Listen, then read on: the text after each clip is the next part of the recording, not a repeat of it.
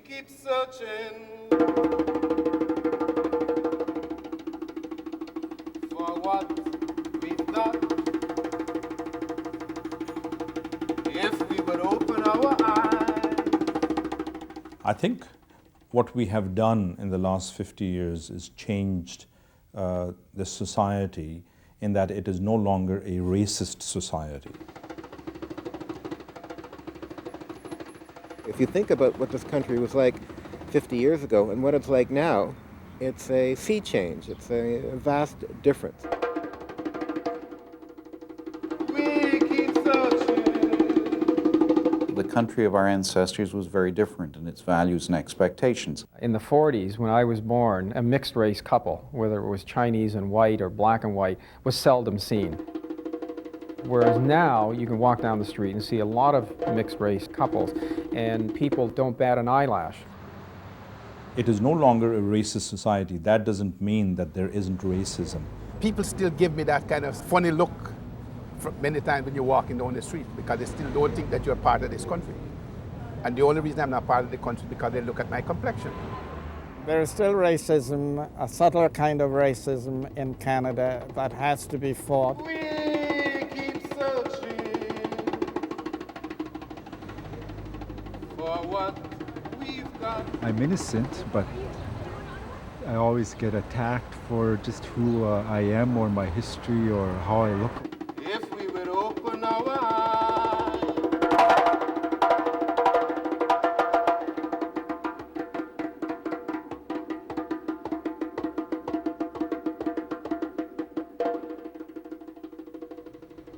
Although we have come a long way, there's still a long way to go.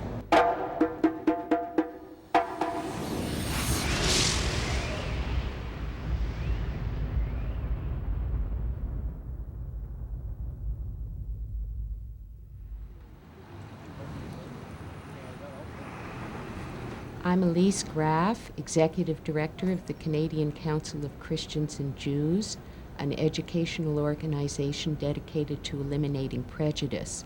We're just celebrating our 50th anniversary, and to mark the event, we thought it would be interesting to have a look at where we've come as a society in the last 50 years and where people such as yourself feel we are now and where we're going in terms of intercultural relations and what our future holds.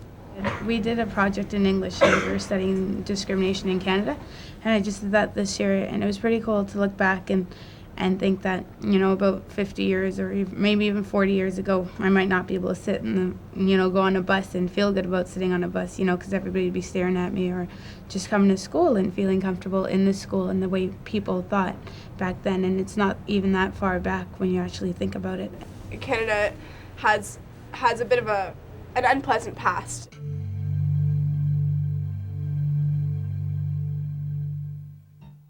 In August of 1945, Canadians jubilantly celebrated the end of World War II. With the defeat of Nazi Germany and Imperial Japan, the ideals of freedom and liberty had triumphed worldwide. The integral role played by Canada in the Allied war effort spurred a profound change in the nation's stature and self-image. We were made by that war. We were transformed from a poor, backward, colonial sort of country into a major power. But while Canada looked forward to an ever brighter future, there was a darker past and present which few were willing to face. While Canadians fought to liberate the people of the world from the tyranny of fascism, enslavement, and genocide, at home, Canada had subjected some of its own citizens to ethnic persecution. We were born here, we didn't commit any crime, and yet we lost everything we had and just taken away as one group and put into all these relocation areas. We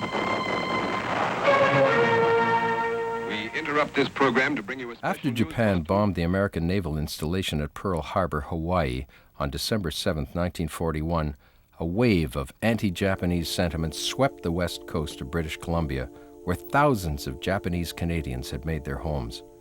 Curfews were imposed, property was confiscated, and nasty letter-writing campaigns to local newspapers put pressure on BC politicians to address the so-called Japanese problem.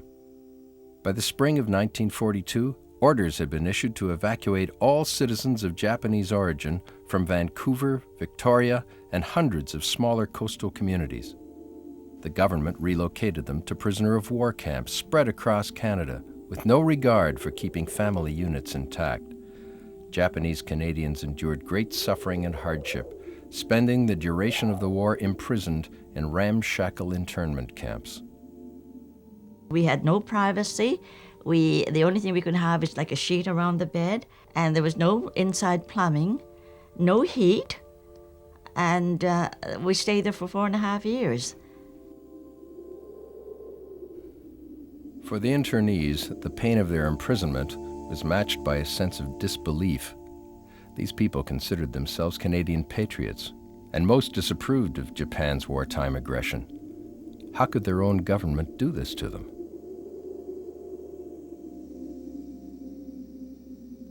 We were even ready to fight for Canada, even ready to give my life for the country, you know.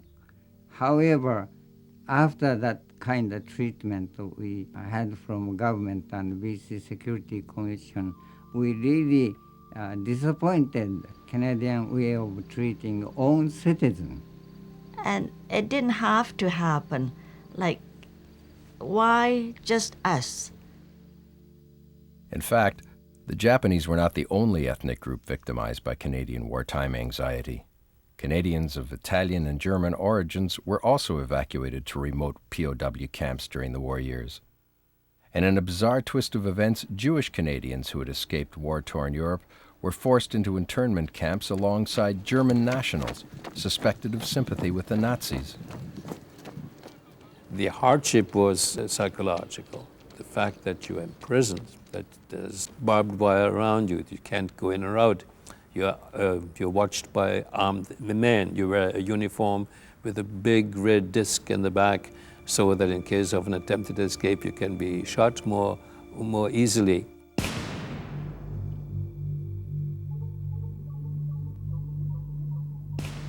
And the fact that we were treated as if we were German prisoners. And nobody hated the Germans as passionately as I did, or as we did, my colleagues did. And then to be interned as possible German sympathizers, well, that's a uniquely Jewish experience. It's an absurdity. While this group of Jews had to contend with such challenging circumstances, they were the lucky few, compared with the millions of Jews systematically exterminated by the Nazis. For Jews desperately trying to escape the Nazi onslaught, democratic countries like Canada offered the last best hope of refuge. But Canada proved uninterested in rescuing the Jews of Europe from their persecution.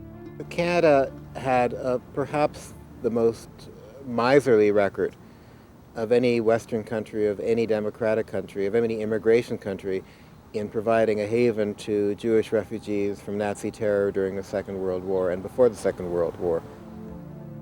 Anti-Semitism had been rampant in Canada for decades, and never more so than in the 20s and the 30s. At times there were riots and direct violence against the Jews. But for the most part, Canadian society used more subtle means to exclude Jews from the mainstream. Propaganda campaigns perpetuated stereotypes and slanted public sentiments against the Jews. Quotas and so-called gentlemen's agreements kept Jews out of many professions and residential areas. Posted signs prohibited them in the unkindest of terms from entering various public places. So this was a country that was very uncomfortable for most Jews. And Jews who tried to get into Canada in the 1930s found it almost impossible to do.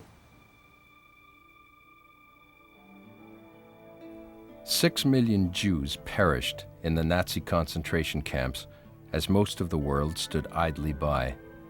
Though Canada was not alone in refusing European Jews refuge, her record remains the darkest by comparison.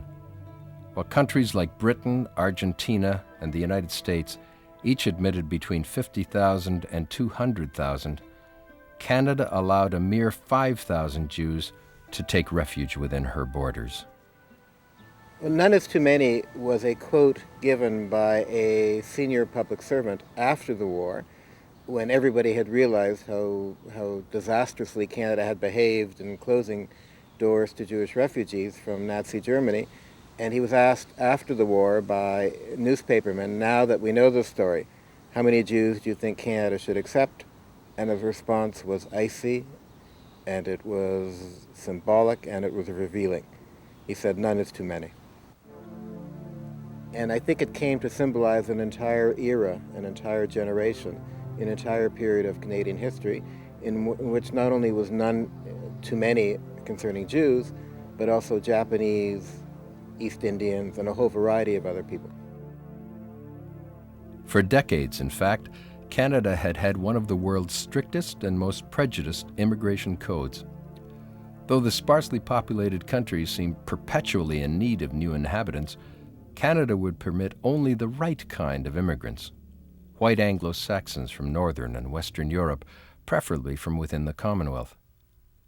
Even after World War II, the impulse remained strong to keep Canada's doors closed to those unlike the nation's majority.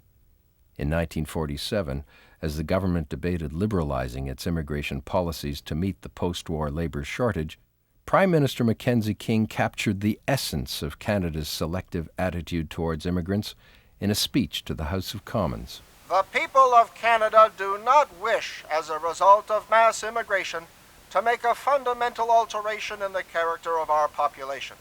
Large-scale immigration would change the fundamental composition of the Canadian population and be certain to give rise to social and economic problems of a character that might lead to serious difficulties in the field of international relations.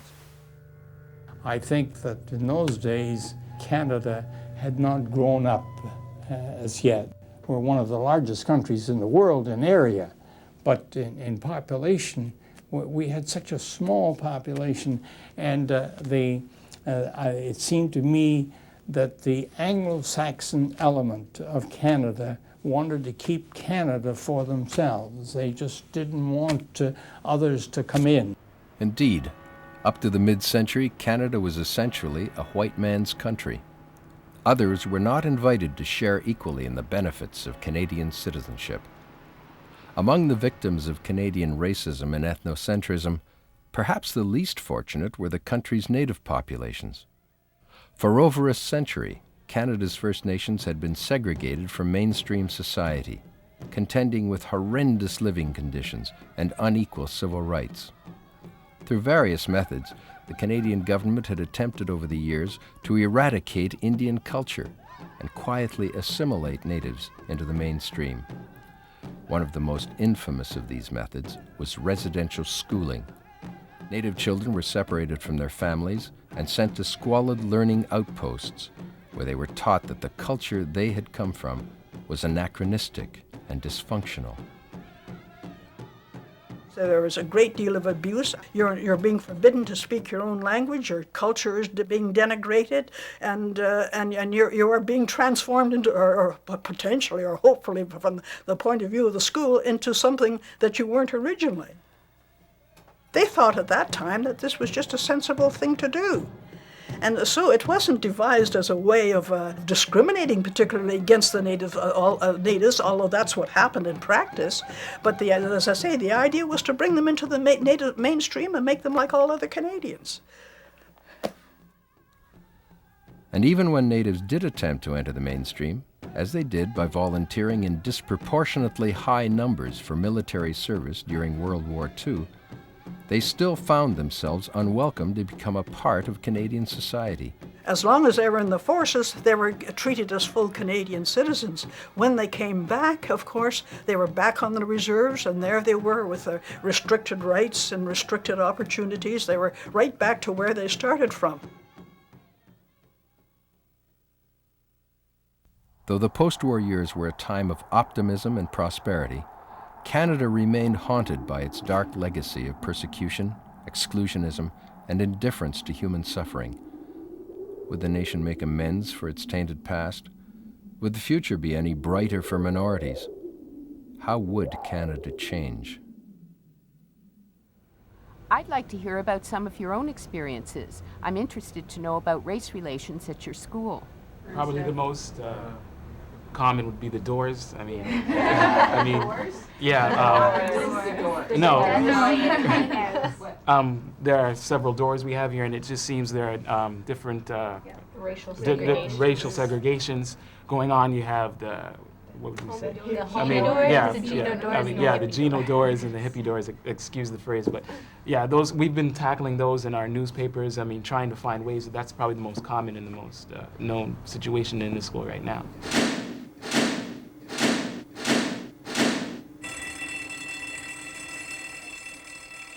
People tend to stick with people of their own race because it gives you a sense of I'm at home with them and a sense of ease.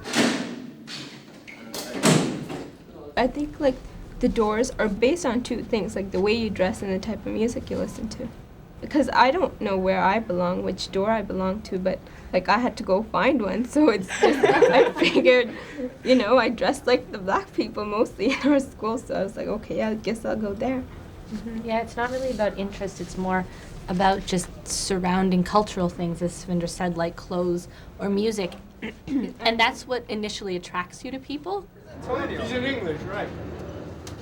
Within your race comes along this culture you're handed, and according to that culture you sort of take certain interests, and then you get with the people who have similar interests who happen to be of your same culture. And I think that that's sort of what generates this this doors problem. To feel comfortable on your own, you have to get within a group of people who you feel comfortable with. And if you learn to get together with the people, you know, who you can identify with really easily, and, you know, you guys get together and you mingle and you empower yourselves, you know, you can become a stronger person in that way. I mean, it might lead to the separation at the doors, but I think the idea of separatism sometimes has to be accepted if it means that people are going to feel more comfortable within themselves. When we see segregation, we automatically think it's going to lead to something else, or lead to an even more higher rate or a different type of racism. So I think that's where the concern is about, like it's going to lead to something else. I think the real problem with the doors is that people don't take it upon themselves to walk through another door. We keep searching.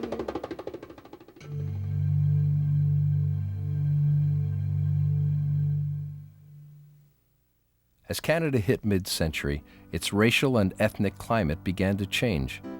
In the post-war years, Canadians of Asian and East Indian ancestry were finally granted the right to vote, and thus recognized as full-fledged Canadian citizens. Meanwhile, the provinces began adopting human rights legislation to protect victims of discrimination. And in 1960, Prime Minister John Diefenbaker's Canadian Bill of Rights declared that discrimination on the basis of race, religion, or ethnicity was contrary to public policy. This was Canada's strongest declaration yet on behalf of equality and tolerance. But the most significant changes in Canada's racial and ethnic climate would occur at the grassroots level.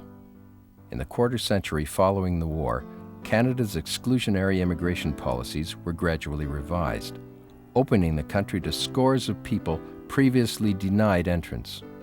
We witnessed an incredible expansion not only of the numbers of immigrants, but the sources of immigrants.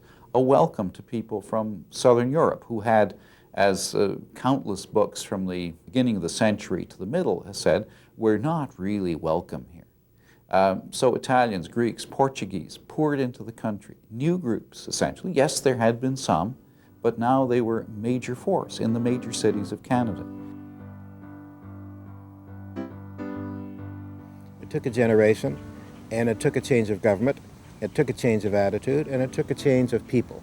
And it took 25 years after the Second World War before Canada began to realize that it had a role to play, not only with immigrants from Europe, but from the rest of the world. In '67, when the immigration laws were liberalized to allow family reunification and allow people from the non-traditional sources of immigration to come to Canada, that opened up the country to people from Asia, from the African subcontinent, so that it changed the face of Canada. Pierre Elliott Trudeau, the front runner according to the polls for Lester Pearson's job. In 1968, there emerged a new leader for the new Canada. His sense of the national identity would come to symbolize the changes in Canadian society since World War II. His successes and failures would also symbolize those of the entire nation. To know Pierre Trudeau at all was to recognize a totally colorblind person. He was like a god to the immigrants because they felt that it was the Liberal government and the people before Trudeau who made it possible for the doors to be opened. Pierre Trudeau's daring vision and bold personal style inspired many Canadians in the late 60s and 70s. An energetic country of ours can become a model of the just society in which every citizen will enjoy his fundamental rights, in which two great linguistic communities and peoples of many cultures will live in harmony, and in which every individual will find fulfillment. Trudeau's vision of a just society, a free and democratic country united by its own diversity, crystallized in 1971 with the introduction of official multiculturalism. What the government was trying to do was to recognize a fact, which was that Canadian population was changing in its character as a result of immigration policies, and that it would be very important to give some kind of status or recognition to minority cultures. Multiculturalism introduced a new era in Canadian history, a more complex and challenging period, no doubt, but a time in which all Canadians could contribute equally and be encouraged to celebrate their own particular cultures within a Canadian context. The influx of the immigrants changed things for the better. It brought in capital. I mean, my parents, my family brought in money here, and they have employed people ever since they came here in large numbers. And they are ordinary immigrants. They weren't anybody extraordinary. They were people coming in who were creating jobs one way or the other, either directly or indirectly. They were bringing in new ideas, incredible energy, the willingness to do anything. That is what changed this country. Multiculturalism is the best thing that's ever happened to this country. It's written back into the history of this country, those immigrant groups and refugees who felt left out. It's underscored the fact that most Canadians have come from elsewhere and take pride in our traditions and heritages. It's kept us together as a country because it's emphasized our various cultures, and it's emphasized our diversity and our decency and our openness. And I think it's the best thing that's happened to this country in terms of cultural and immigration policy since the Second World War. But for Francophones, multiculturalism was seen as one more threat to the survival of their language and culture. Ever since the British conquest of Quebec in 1763, French Canada had felt like a second-class colonial stepchild to English Canada. As a quiet revolution awakened Quebecers' nationalist dreams in the 1960s, Ottawa signaled its growing concern by appointing the Royal Commission on Bilingualism and Biculturalism in 1963. The Commissioner's eventual report recommended that Canada more actively promote bilingualism across the nation. Yet despite the meaningful steps taken toward this objective, the government's attempt to make Francophones feel more comfortable in Canada proved to be too little, too late. Vive le Québec!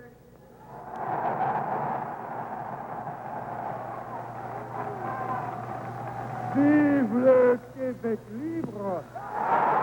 With these now famous words, Charles de Gaulle transformed the budding separatist dream into a legitimate political force.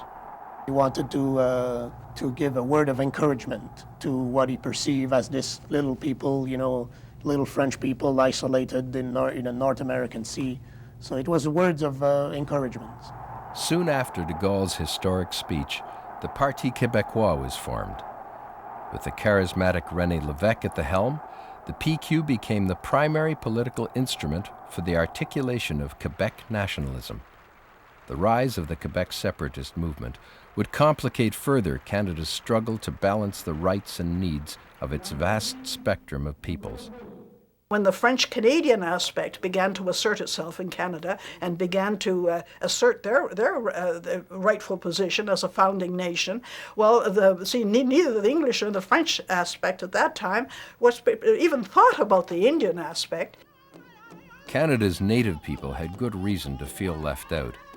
They had as much right as anyone to be considered one of Canada's founding peoples, and yet the B&B Commission had failed to consider them as such. In the late 60s, First Nation people began to break free from their submission.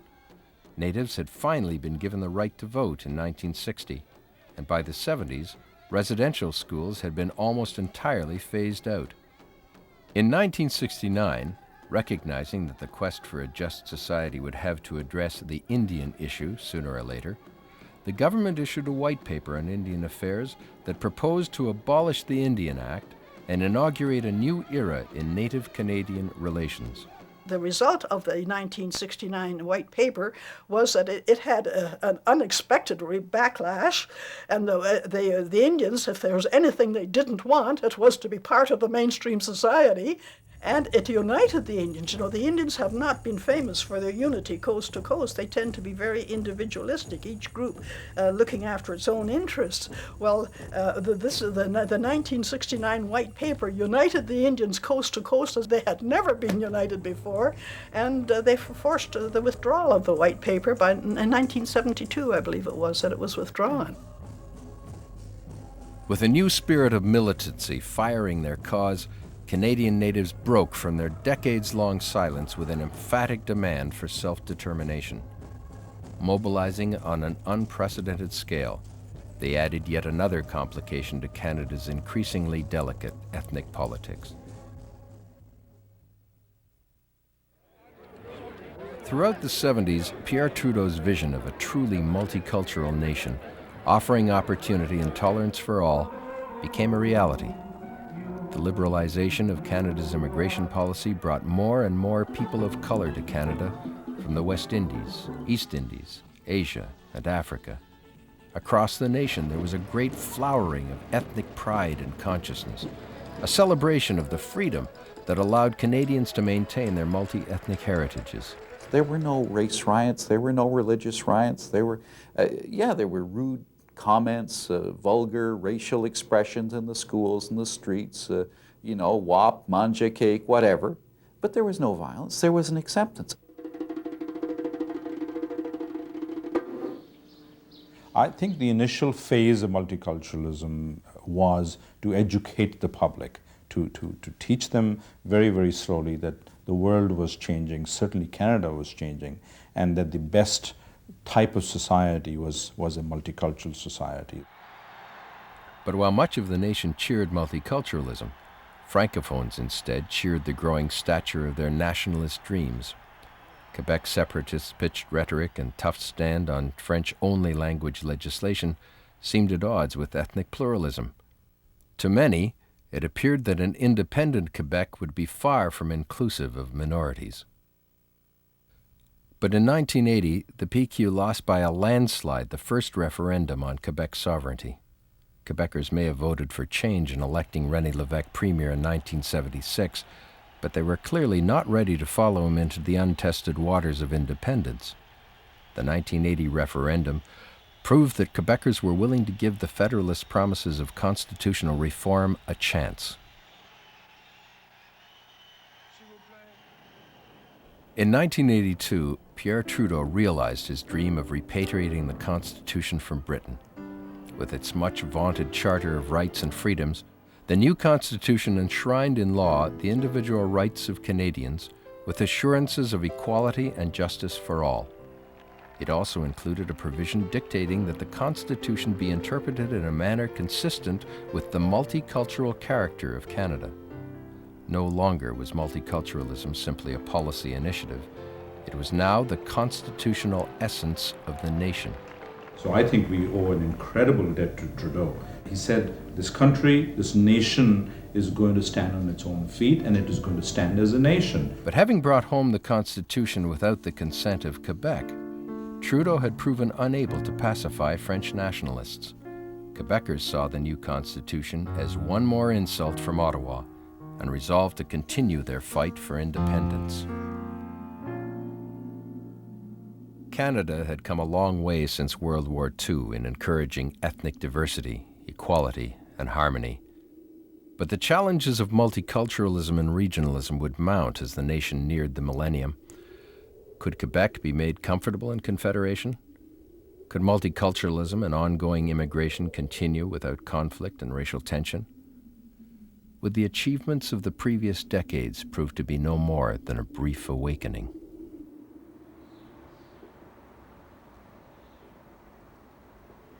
I would say we're the face of the Canada today. Our wedding was a bit of a scene. It was Jewish, French-Canadian, African. There was a couple of WASPs there. Yeah. So it was a pretty mixed crowd. Diverse. Yeah, it was like a little League of Nations.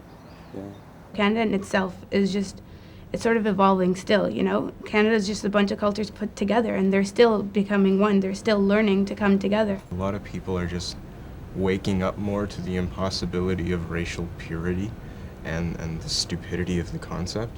The thing is, with racism, like, in our age, it's changed. It's not the same. They're not wearing, you know, white sheets on their heads. You know, they're in big firms. They're in, you know, they're your bank teller. They're your teacher. You just don't know. I remember when I was a student running the trains from Montreal, going to Halifax to bring in, they were called DPs, displaced persons in those days. And I distinctly remember we were taking a group out west. Now, what really cheeses me off, those people are white, and I often think that they have found a place in Canada, and we blacks still have to struggle to be considered Canadian. Well, George, there's a reason for that, because they have the right color and they assimilate.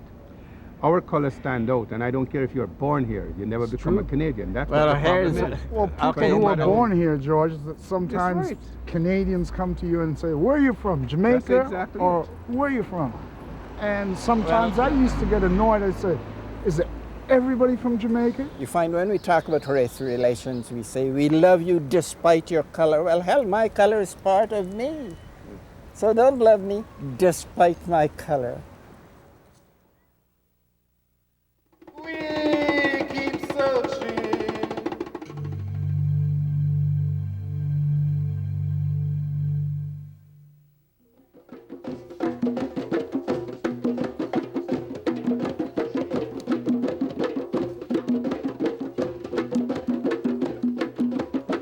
Today, when we talk about Canadian identity, we're not looking for a particular color, a particular race, a particular background, a particular accent. We are able to, can anybody stand in front of me and say that he or she is more Canadian than I am? I challenge anybody to suggest that. As the 20th century draws to a close, Canada has become a multicultural mosaic and serves as a model to the rest of the world in promoting diversity, acceptance, and racial harmony. But racism and discrimination still exist in certain segments of the population, and in fact, seem to have been heightened in recent years by the very success of multiculturalism. About 90 skinheads and other white supremacists descended on the village of Minden, population about 1,000, in the resort country 140 kilometers northeast of Toronto. This means white pride. We're proud to be white. We don't think we're better than blacks. We're just proud to be who we are. And about 200, maybe as many as 300 skinheads from all over central Canada and the United States came to this rally. And on the Saturday night, it's pitch black, and you have to picture we're out there in the woods and there's no street lights or anything. It was just me and a few reporters. And all of a sudden, a cross got lit. Death to the Jew! Death to the Jew! Death to the Jew! Death to the Jew! And to hear 200 young voices chanting "Death to the Jew" and "See Kyle," you've never heard anything like that. There's no sound like that. And anybody who says that racism, organized racism, isn't a problem in Canada should have heard that night. Since the late 70s, the growth of extreme racist organizations across the nation has emerged as one of the main threats to Canada's multicultural peace. Groups like the Heritage Front, Western Guard, Ku Klux Klan, skinheads, and neo-Nazis have reacted against the changing face of Canada by targeting Jews, blacks, East Indians, Asians, and other visible minorities in vicious campaigns of harassment, defamation, vandalism, and racially motivated assaults. I'm just trying to live peacefully amongst everybody here, and I just get harassed for just who I am. They can't accept that you're part of the Canadian mosaic. They can't accept this. They're not a democratic movement. They're not trying to change society through the ballot box. The one lesson hopefully people learn is it doesn't take a lot of these lunatics to cause a lot of trouble. It's like somebody, while you're still alive, cuts you wide open and takes out your guts. That's exactly what it feels like. I can't describe it any other way.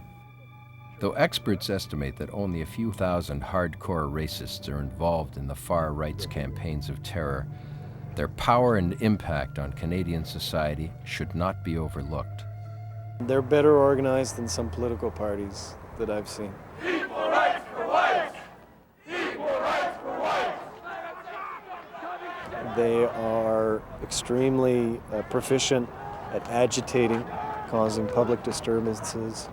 They're masters of communication. There's no single group that's as active on the World Wide Web as the far-right groups. They've been able to be very successful in recruiting young people, in insinuating their message into the mainstream. They shouldn't be underestimated. They're some of the best communicators I've ever encountered. As incidents of racist violence have increased in the past decades, the Canadian government has responded to the extremists by supplementing the protections in the Charter of Rights with various anti-discrimination laws. We have Canadian Human Rights Code, we have an Ontario Human Rights Code, and the Criminal Code itself. There are laws in place that will provide ample protection for people who could be victimized.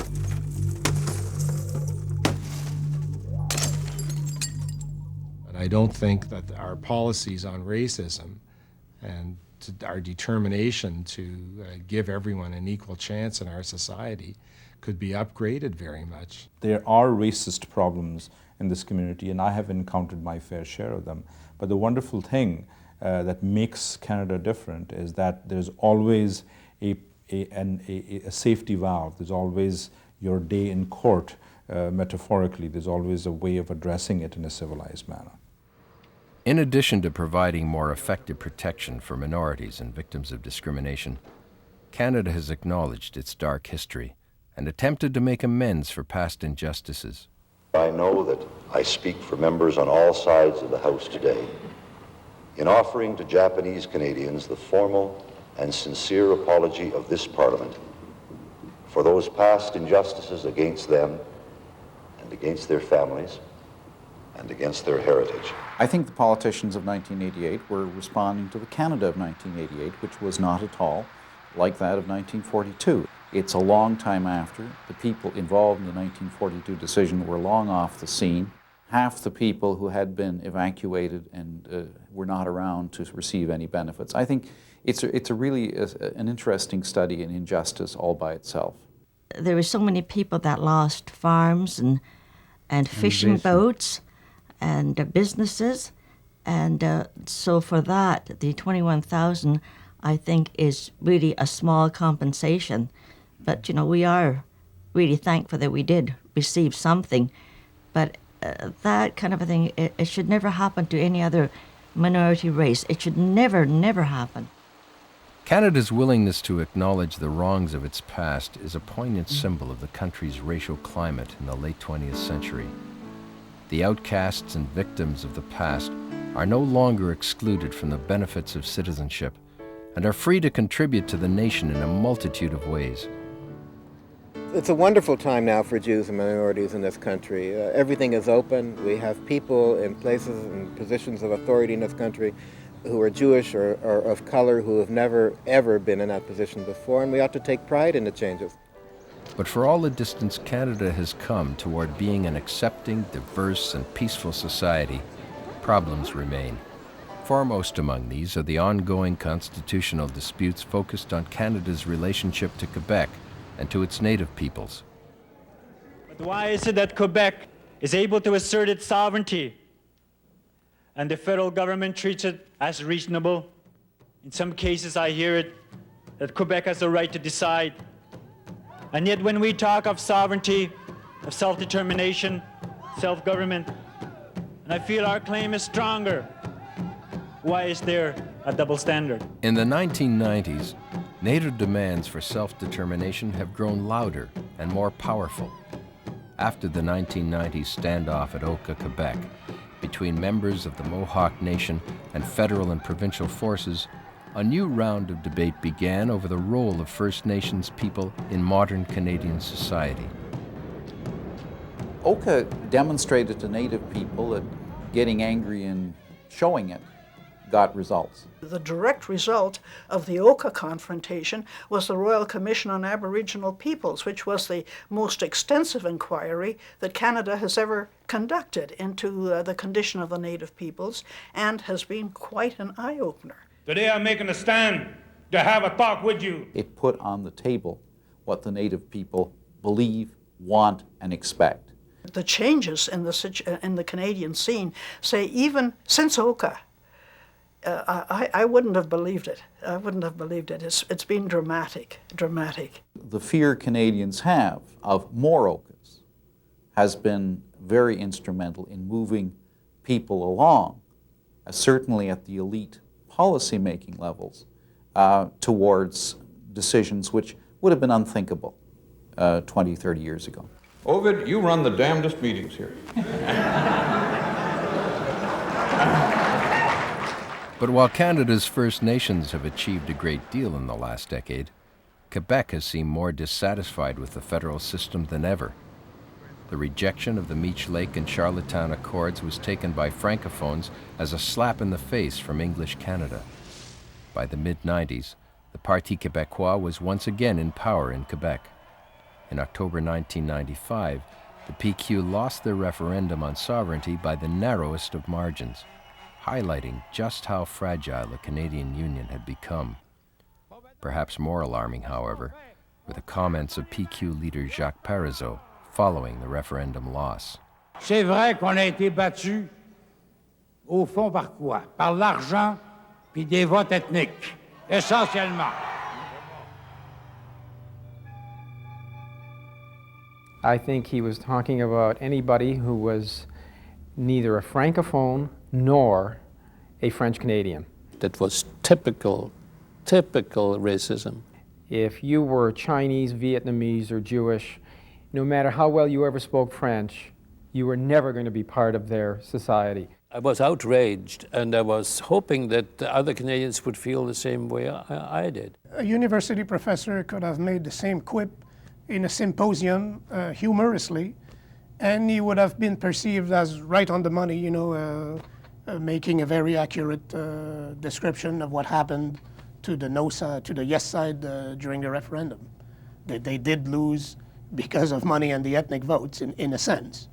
The fact that the party distanced itself so quickly from that helps to reinforce the idea that racist remarks like that just don't help you in any legitimate political movement in our country.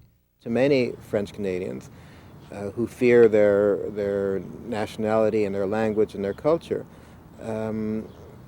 Anglophone, Allophone impact is negative, and they're much opposed to increased immigration, and they're opposed to people who don't have their backgrounds coming, and they're frightened by it. Racist, sexist, anti-gay, Preston Manning, go away! French Canadians are not alone in their opposition to increased immigration. In the 90s, an escalating backlash against immigration has raised concerns about a nationwide retreat from the multicultural awakening of the previous decades. I think what's happening now is that there's a sense amongst many Canadians that their country's becoming to look like the United Nations. Too many blacks and yellows and brown people in their subways and buses, and they don't like it.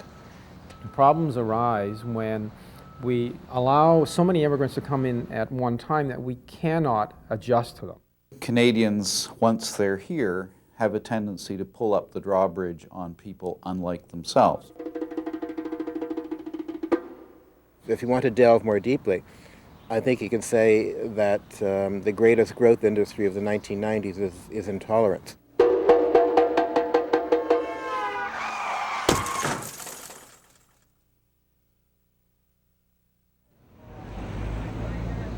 This is my 50th year in Canada. I have lived 50 years here. I have a son who's Canadian born. Are you going to tell me he's got to wait another 50 years for my anniversary to be considered a Canadian? This is what I'm talking about. George, I'm going to wind up this conversation with you this way. I'm going to tell you this. Then I don't know if you accept this or all of you accept this. But if you sit back and you analyze where we have come in the last 50 years, okay? Three of us who have come for the last 51 years to Canada. How far have we come?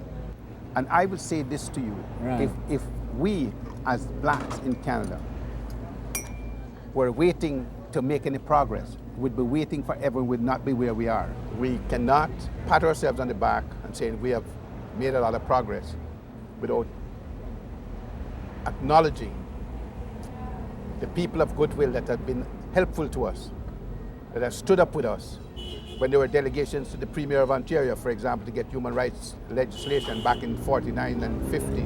So we have to be grateful to people in the trade union movement, people in the Jewish communities, various ministers of the church, whether they be Roman Catholics or Anglicans, who stood up when you needed them to be there and to stand with you when you went on delegations before the Premier and say, look, discrimination is rampant in this province. We need to have some changes, and changes came about. Because of that, we have had human rights legislation right across the country now that we can all say, well, you know, we contributed to bring this about. So we have to be grateful for where we have come. It's been an age of enlightenment. It's been a very fast-paced period. I mean, you know, if you look at the rest of human history, race relations hasn't moved along, you know, in the rest of history the way it has in the last 50 years. We must stand on guard, and racism must be combated, and the causes for racism. It's very hard to argue with the racist. You'll never convince, never persuade a racist that he's wrong. But we have to go into the causes. We have to find out where the causes are.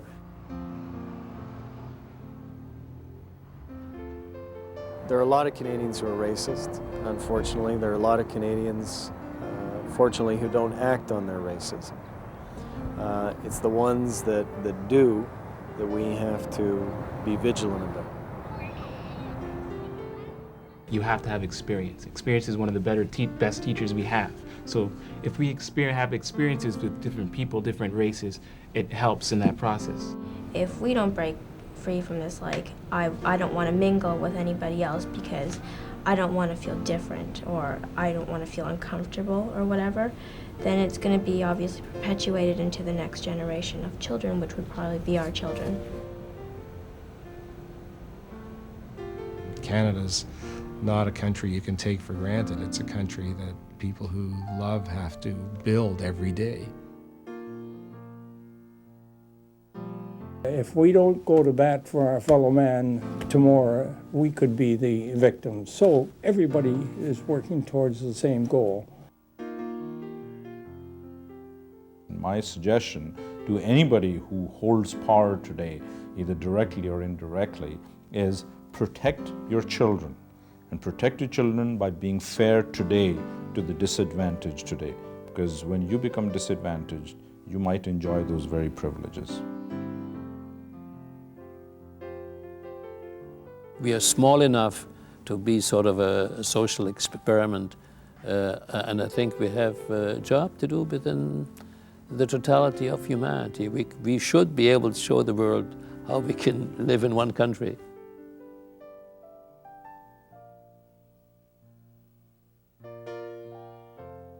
I think we have to protect ourselves against the backlash. I think we now know that there are people in this country who don't exemplify those watchwords which we Canadians are so proud of. But we've come a long way in 50 years. We've come a long way in fighting racism and overcoming our nativism, in pushing back the barriers of xenophobia. And I think as we prepare for the 21st century, we have that solid foundation of achievement at the latter half of the 20th century.